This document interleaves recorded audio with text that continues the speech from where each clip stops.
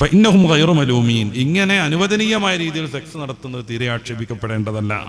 ഫമനിബ്തഗാ വറാഅ ദാലിക്, ഇതിനപ്പുറം മറ്റു ചില രീതികൾ ആരെങ്കിലും ആസൂത്രണം ചെയ്താൽ ഫഉലൈക ഹുമുൽ ആദൂൻ, അവർ പരിധി ലംഘിച്ചവരാകുന്നു. ഇത് പ്രത്യേകം ശ്രദ്ധിക്കേണ്ടതാണ്.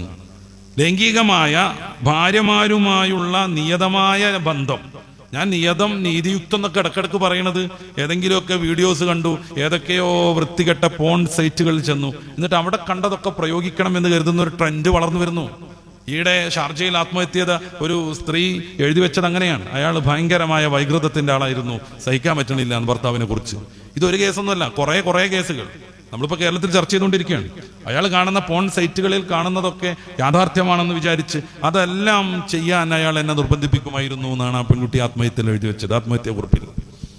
ഇത് ഒരിക്കലും പാടില്ലാത്തതാണ്. മതം നിശ്ചയിച്ച ലൈംഗിക ബന്ധത്തിന്റെ നൈസർഗികമായ രീതിക്കപ്പുറം വൃത്തികെട്ട രീതിയിൽ ലുത്ത് നബിയുടെ സമൂഹത്തിനെ കുറിച്ചൊക്കെ ആരോപിക്കപ്പെട്ടതുപോലെയുള്ള ഏർപ്പാടുകൾ കഠിനമായ നിഷിദ്ധമാണ്. സ്വന്തം ഭാര്യയെ പോലും ഈ എന്താണ് പറയാ, ആ ഗുദരതിക്ക് ആരെങ്കിലും നിർബന്ധിച്ചിട്ടുണ്ടെങ്കിൽ അവൻ മൽഊനാണെന്ന് കൃത്യമായ രീതിയിൽ ആക്ഷേപിക്കപ്പെട്ടവനാണെന്ന് നിരവധിയായ ഹദീസുകളിലുണ്ട്. കടുത്ത ഹറാമാണത്. അതാണ് മതം അനുവദിച്ചതെന്ന് ഞാൻ പറഞ്ഞുകൊണ്ടിരിക്കുന്നത്. പിന്നെ ഈ ജെൻഡർ മാറിയിട്ടുള്ള സെക്സ്, പെണ്ണുമായിട്ട് ആണുമായിട്ടുള്ളത് കഠിനമായി വിരോധിക്കപ്പെട്ടതാണ്. അത് ഏത് ന്യായം പറഞ്ഞാലും, പുതിയ കാലത്ത് ഞങ്ങളുടെയൊക്കെ മനസ്സ് അതിന് പാകപ്പെട്ടു എന്നൊക്കെ പറഞ്ഞാലും, മനസ്സിനെ പാകപ്പെടലും പെടുത്തലും സാഹചര്യങ്ങൾക്കും സമ്മർദ്ദങ്ങൾക്കും അനുസരിച്ചാണ്. എതിരായ മോട്ടിവേഷൻ കൊടുക്കണം, നല്ല സൈക്കാട്രിസ്റ്റിനെ കാണിച്ചു കൊടുക്കണം. അല്ലാതെ ഗേ ലെസ്ബിയൻ ബന്ധങ്ങളെ ഒരു നിലക്കും മതം അംഗീകരിക്കാൻ പാടില്ല. ചില മതങ്ങളൊക്കെ ഈ ലിബറലിസം കയറി മേഞ്ഞിട്ട് അതിനൊക്കെ അംഗീകാരം നൽകുന്നുണ്ട്.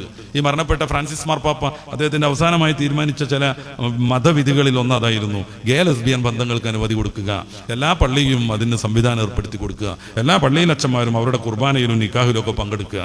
മതത്തിന് ഇത് പറ്റൂല, ബൈബിളിനും അത് പറ്റുന്നില്ല. അവരുടെ തീരുമാനം എന്തെന്നുള്ളത് വേറെ കാര്യം.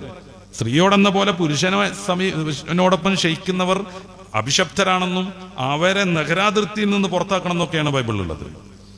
അപ്പൊ ഇന്ന് വർദ്ധിച്ചു വരുന്ന ഹോമോസെക്ഷൽ ജീവിതം എന്ന് വെച്ചാൽ ആണിനോടും പെണ്ണിനോടുള്ള ജീവിതം, ആണിനെയും പെണ്ണിനെയൊക്കെ അതത് സമയത്ത് തരാത്തര ഉപയോഗിക്കുന്ന രീതി, അതിന് ബൈസെക്ഷൽ എന്നാണ് പറയാം.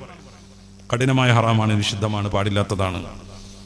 അതിന്റെ താഴെയും വേറെ ചില സംഗതികളൊക്കെ ഉണ്ട്. മാസ്റ്റർബേഷൻ എന്നൊക്കെ പറയുന്ന സ്വയം ഭോഗം, അത് മതം വിരോധിച്ചതാണ്. ഹബീബായ റസൂൽ സല്ലല്ലാഹു അലൈഹി വസല്ലം തങ്ങൾ പറയുന്ന ഒരു ഹദീസ്, മൽഊനാണ് എന്ന രീതിയിലുള്ള ഒരു ഹദീസ് ഇബ്നു കസീർ ഉദ്ധരിക്കുന്നുണ്ട്. അതിലെന്താ, നാക്കിഹുയദഹു എന്നാണ് പ്രയോഗം. ഹദീസ് തുടങ്ങുന്നത് സബഅത്തുൽ ലാ യൻദുറുല്ലാഹു ഇലൈഹിം യൗമൽ ഖിയാമ, 7 വിഭാഗം ആളുകൾ അല്ലാഹു അവരെ ഖിയാമത്ത് നാളിൽ തീരെ അനുഗ്രഹിക്കില്ല. വലാ യുസക്കീഹിം, അവർക്ക് യാതൊരുവിധ സംസ്കരണം ഉണ്ടാവില്ല, ചീഞ്ഞ് നാറി വൃത്തികെട്ടായിരിക്കും അവരുടെ അടുത്ത്. വലാ യജ്മഉഹും മഅൽ ആമിലീൻ, നല്ല മനുഷ്യരോടൊപ്പം അവർ ഒരിക്കലും സമ്മേളിക്കുകയുമില്ല. വയുദ്ഖിലുഹുമുൻ നാറ വലദ്ദാഖിലീൻ, ആദ്യം പ്രവേശിക്കുന്ന നരകക്കാരുടെ കൂട്ടത്തിൽ അല്ലാഹു അവരെ നരകത്തിലേക്ക് പ്രവേശിക്കും. ഇല്ലാ അൻ യതൂബു, അവർ തൗബ ചെയ്താൽ ഒഴികെ. ഇത്ര സീരിയസ് ആയിട്ട് ആമുഖം പറഞ്ഞിട്ട് ഹബീബായ റസൂൽ സല്ലല്ലാഹു അലൈഹി വസല്ലം തങ്ങൾ പറയുന്നത്, ഫമൻ താബല്ലാഹു അലൈഹി, തൗബ ചെയ്ത് അല്ലാഹു സ്വീകരിക്കുകയാണെങ്കിൽ രക്ഷപ്പെടും. അത് പൊതുവെ എല്ലാ തെറ്റുകളുടെയും ഒരു അനുബന്ധമാണ്. തൗബ ചെയ്ത് യഥാവിധി ജീവിക്കുകയാണെങ്കിൽ അള്ളാഹു രക്ഷപ്പെടുത്തും എന്നുള്ളത്. ഒന്നാമതായി പറയുന്നത് നാക്കിഹു യദിഹി എന്നാണ്. അവന്റെ കയ്യിനെ ഭാര്യയാക്കിയവൻ, അവന്റെ കയ്യിനെ ഭാര്യയാക്കിയവൻ. ഇത് കൈകൊണ്ട് തന്നെ ആവണമെന്നൊന്നുമില്ല. ഹലാലായ ഭാര്യയിൽ നിന്നല്ലാതെ സെക്സ് സംതൃപ്തി നേടുക എന്നുള്ളതാണ് അതിന്റെ അർത്ഥം. ഇസ്തിംനാ എന്ന് പറഞ്ഞതിന്റെ അർത്ഥം അതാണ്. അപ്പൊ ടോയ്സും ടൂൾസും ഒക്കെ വിരുദ്ധമാകും. പല ജാതി സൈറ്റുകളിൽ മേടിക്കാൻ കിട്ടും അത്രേ. ഏകദേശം സ്ത്രീയെ പോലെയൊക്കെയുള്ള ഈ AI ഒക്കെ ഫിറ്റ് ചെയ്തിട്ടുള്ള ലൈംഗിക പങ്കാളിയെ എന്ന് വെച്ചാൽ പാവക്കുട്ടിനെ ഹറാമാകുന്നു. ഇതിന് വിരുദ്ധമായി ആര് പ്രവർത്തിക്കുന്നു, അവർ പരിധി ലംഘിച്ചവരാകുന്നു. വലിയ ലൈംഗിക താല്പര്യമുള്ള പുരുഷന്മാരൊക്കെ ആണെങ്കിൽ അവർക്ക് ഒന്നുകൊണ്ട് തീർന്നില്ലെങ്കിൽ രണ്ടാമത്തതാവാം, മൂന്നാമത്തതാവാം, നാലാമത്തതാവാം, നീതി കാണിക്കുമെങ്കിൽ. ചൈനയിൽ നിന്ന് പക്ഷേ സെക്സ് ടോയ്സ് വരുത്താൻ പറ്റൂല, അത് പറ്റൂല. അതിന് എത്രമേൽ നൈസർഗികമായി സൃഷ്ടിക്കപ്പെട്ടു എന്നൊക്കെ പറഞ്ഞാലും അതിലേക്ക് തിരിഞ്ഞു നോക്കാൻ പാടില്ല.